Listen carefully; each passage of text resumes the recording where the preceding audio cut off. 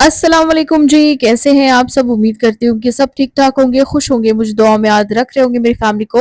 आप सब मेरी दुआ में याद हैं। अब चलते हैं आज की मिरेकल स्टोरी की तरफ। वैसे तो हम सब डेली किसी न किसी न्यू मेंबर्स के साथ बात कर रहे होते हैं, उनकी प्रॉब्लम सुन रहे होते हैं, लेकिन कभी-कभी ऐसा होता है कि किसी की तकलीफ सुनकर हमें भी परेशानी हो जाती है। हमारे पास कभी भी अल्फाज नहीं होते कि ऐसा क्या बोले कि इनको सब्र आ जाए। आज की मेडिकल स्टोरी भी हमारी एक ऐसी ही सिस्टर की है जिनका सब्र और हिम्मत से मैंने बहुत कुछ सीखा और अल्लाह की रहमत में मैंने अपनी आंखों से देखी ऐसे लोग दूसरे के लिए बहुत बड़ी एग्जाम्पल होते हैं कि सब्र कैसे किया जाता है और हद तक कोई इंसान बगैर किसी शिकायत के सब्र करता है तो उसकी जिंदगी में कैसे मेरिकल नहीं होगा। आज की मेरिकल स्टोरी पूरी सुनिएगा, आपको भी अंदाजा होगा कि लोग किन तकलीफों में भी सब्र से अल्लाह की रहमत का इंतजार करते हैं। जी हाँ, आप ही अल्लाह ने आपको मेरे लिए वो रहमत बना के भेजा। आपसे मिलने के बाद जैसे मेरी ज़िंदगी के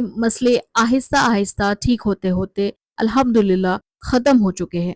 आज भी जब मैं अपनी पिछली ज़िंदगी की तरफ देखती हूँ तो मुझे यकीन नहीं आता कि आज जो मैं लाइफ़ गुज़ार रही हूँ वो वाक़ई हकीकत है। मुझे कभी भी अपनी ये लाइफ़ एक ख्वाब की तरह लगती है क्योंकि मैंने बचपन से ही अपनी ज़िंदगी में सिर्फ़ और सिर्फ़ परेशानी और स्ट्रगल ही देखा है। आप ही मैंने बचपन से ही मामा और बाबा को लड़ते हुए देखा। बाबा ने कभी मेरी मम्मी का ख़्याल नहीं रखा और बाबा कोई जॉब भी ठीक से नहीं करते थे। जब भी दादा या मेरे ताया बाबा की जॉब लगवाते तो बाबा कुछ दिन के बाद कोई ना कोई बहाना कर देते। वो जॉब छोड़ देते, हमारा खर्चा शुरू से मेरे दादा और ताया ने ही उठाया था। शायद इसी वजह से मेरी अम्मी बहुत ज़्यादा ज़िद्दी और गुस्से वाली बन गई थी। मेरी बहन-भाई के साथ मामा का बिहेवियर भी बिल्कुल ठीक रहा, लेकिन बचपन से मामा का बिहेवियर मेरे साथ कभी भी अच्छा नहीं रहा था। क्योंकि मैं सबसे बड़ी बेटी थी, इसके बावजूद भी मामा ने कभी ना मुझे प्यार दिया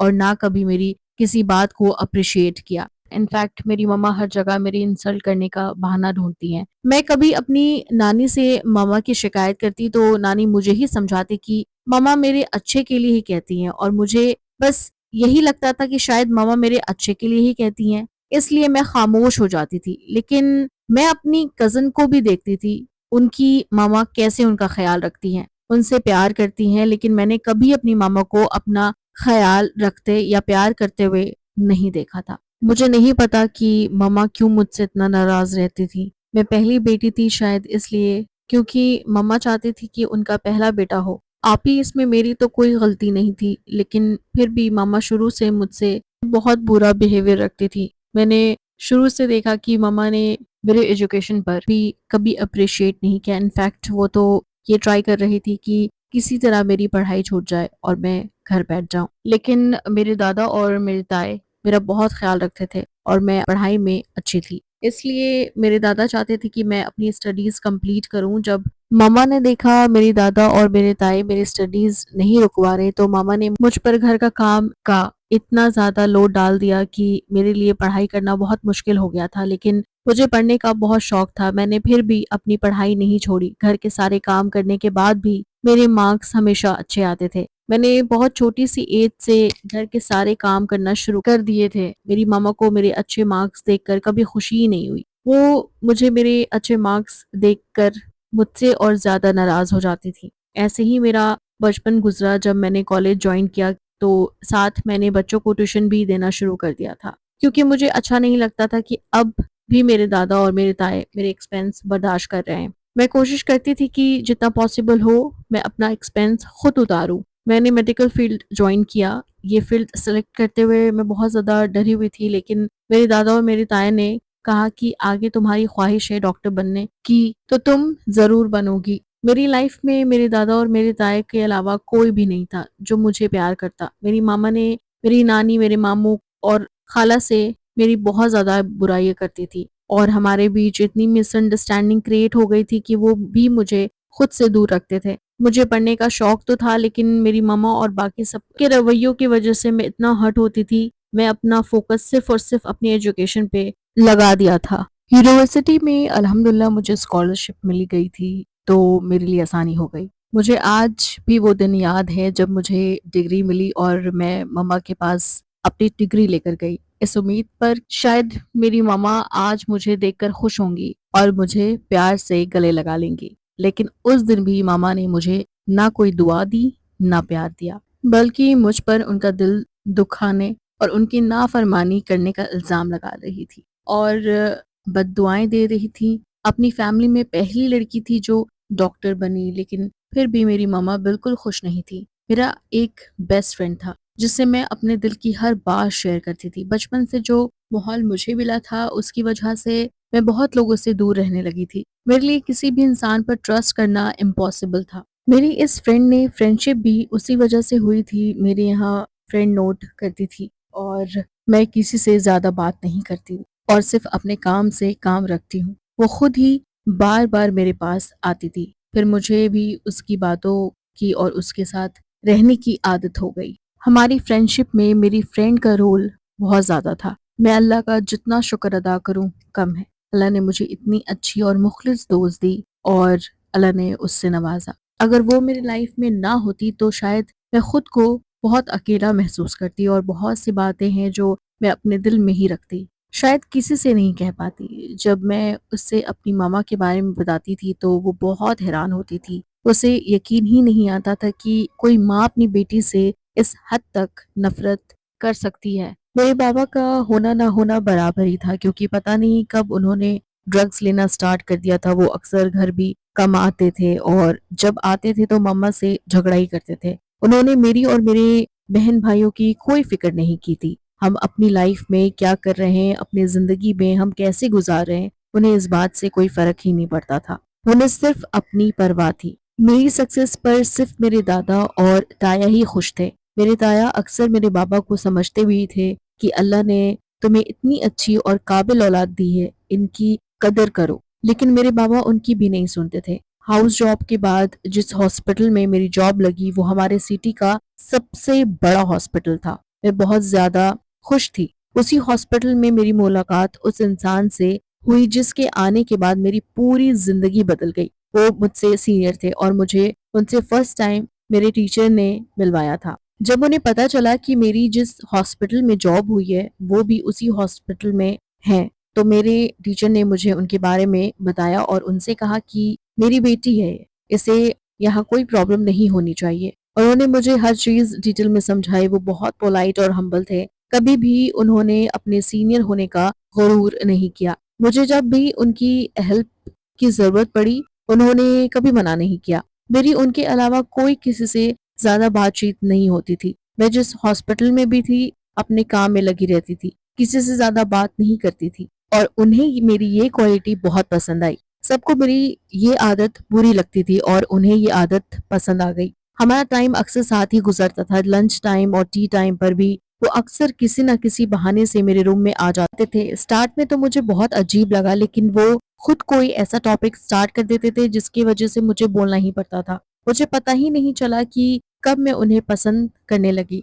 जिस दिन वो लंच पर मेरे रूम में नहीं आते तो मैं उनके रूम में चली जाती। मेरे जैसी लड़की के लिए बहुत बड़ी बात थी, लेकिन पता नहीं कैसे जब वो फर्स्ट टाइम मेरे रूम में नहीं आए तो मैंने खुद ही उनके रूम में जाना मुनासिब समझा और मुझे पता चला कि उस दिन उनकी तबीयत कुछ ठीक नहीं थी, इसलिए वो मेरे रूम में नहीं आए थे। वो मुझे अपने रूम में देखकर हैरान भी हो रहे थे और खुश भी। एक दिन उनकी मम्मा और सिस्टर हॉस्पिटल आई और स्पेशली उन्होंने मुझे बुलवाया कि इनसे मिलिए। उनकी मम्मा और सिस्टर मुझे ऐसे मिले जैसे पता नहीं कब से मुझे जानते हो। उस दिन मुझे एहसास हो गया कि वो मेरे लिए सीरियस है, लेकिन फिर भी उनकी मम्मा और सिस्टर के जाने के बाद मैंने उनसे पूछा कि उन्होंने मुझे अपनी मम्मा और सिस्टर से क्यों मिलवाया था और क्या वो मुझे पहले से जानती हैं? तो उन्होंने मुस्कुराकर कहा कि मेरी लाइफ में मेरी मम्मा और मेरी सिस्टर बहुत इम्पोर्टेंट है। मैंने आज तक अपनी लाइफ में कोई भी डिसीजन उनके अप्रूवल के बगैर नहीं लिया, तो अपनी लाइफ का इतना बड़ा डिसीजन उनके अप्रूवल के बगैर कैसे ले सकता हूँ? मैं उनका इशारा समझ गई थी और मैंने उनसे कहा कि आप मेरी फैमिली के बारे में कुछ नहीं जानते। तो उन्होंने कहा कि आपको जानता हूँ यही काफ़ी है। जब मेरे दादा और ताई ने मेरे लिए रिश्ता देखना शुरू किया तो मैं बहुत परेशान हुई और मैंने उन्हें बताया तो उन्होंने कहा कि आप जब बोलेंगी मैं अपनी फैमिली के आपके घर भेज दूँगा। लेकिन मेरे घर के हालात ऐसे नहीं थे कि मैं उन्हें अपने घर बुला सकती। कुछ दिन के बाद मेरे बाबा को अचानक से हार्ट अटैक आया और उनकी डेथ हो गई। मैं अपने बाबा से कभी क्लोज ही नहीं रही, लेकिन फिर भी वालिदैन का साया सर पर होना बहुत ज़्यादा बड़ी बात है। मैंने बहुत मुश्किल से खुद को सँभाला क्योंकि मेरे बहन-भाई के लिए अब मैं ही कुछ कर सकती थी। मेरे बाबा की डेथ के बाद मेरे हॉस्पिटल से सारे डॉक्टर्स मेरे घर आए। वो भी सब डॉक्टर्स के साथ आए और मेरे दादा और ताया से भी मिले। मेरे दादा और ताया को तो वो बहुत पसंद आए। मेरे दादा ने मुझसे उनकी काफ़ी तारीफ़ की। मेरी मामा की इद्दत तक मेरे रिश्ते की बात भी रुक गई।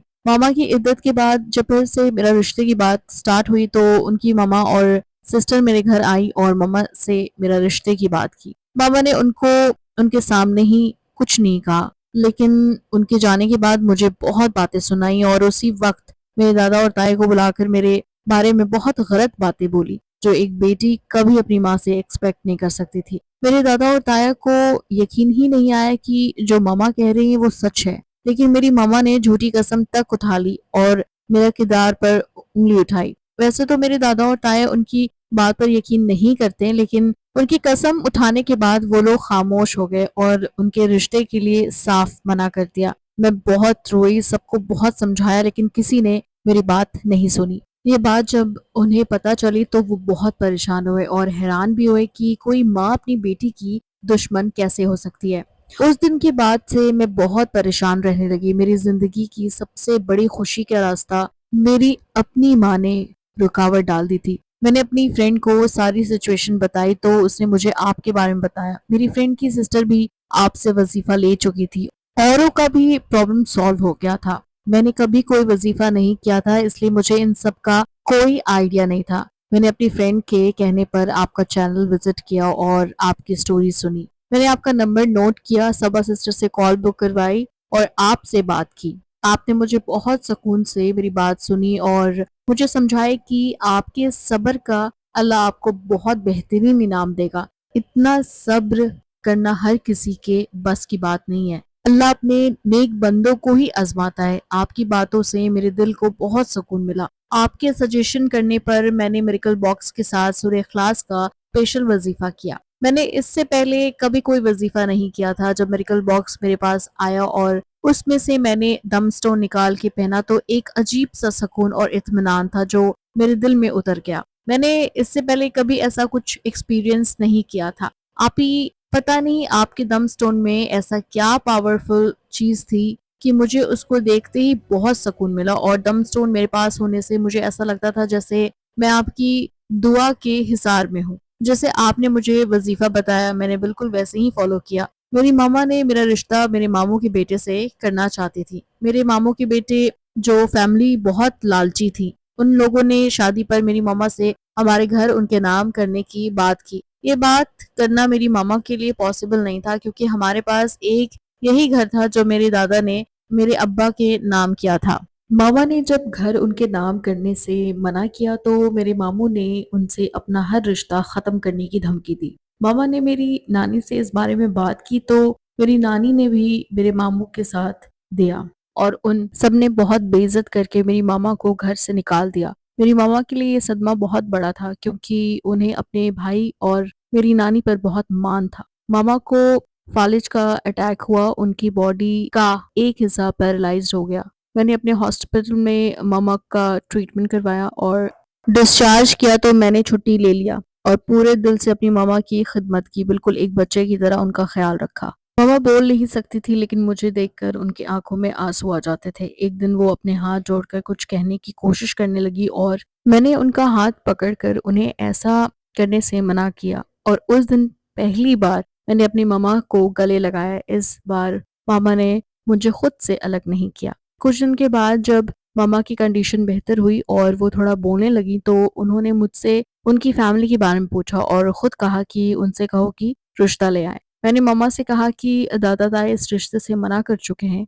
और उनके इनकार के बाद मैं उन्हें कैसे रिश्ता लाने के लिए कह सकती हूँ। मम्मा चुप हो गई और कुछ दिन के बाद मम्मा ने खुद कॉल करके दादा और ताई को घर बुलाया और उनके सामने अपनी सारी गलतियाँ और मुझ पर झूठा इल्ज़ाम लगाया था सब एक्सेप्ट किया। मेरे दादा ने कहा मैं जानता था कि ये बच्ची ऐसी नहीं है, लेकिन उस वक्त तुम कोई बात सुनने के लिए तैयार ही नहीं थी, इसलिए मैं खामोश हो गया। मामा ने दादा और ताया से भी माफ़ी मांगी। जब मैंने उन्हें ये बात बताई तो वो बहुत खुश हुए उन्हें तो यकीन ही नहीं आ रहा था कि मेरी मामा इतना चेंज हो सकती हैं। उन्होंने कहा कि मैं अपनी फैमिली को लाने से पहले एक बार आपकी मामा से खुद मिलना चाहता हूँ, क्योंकि मेरी मामा ने उनकी फैमिली से बहुत ज़्यादा ठीक से बात नहीं की थी, इसलिए वो खुद मामा से मिलकर श्योर होना चाहते थे।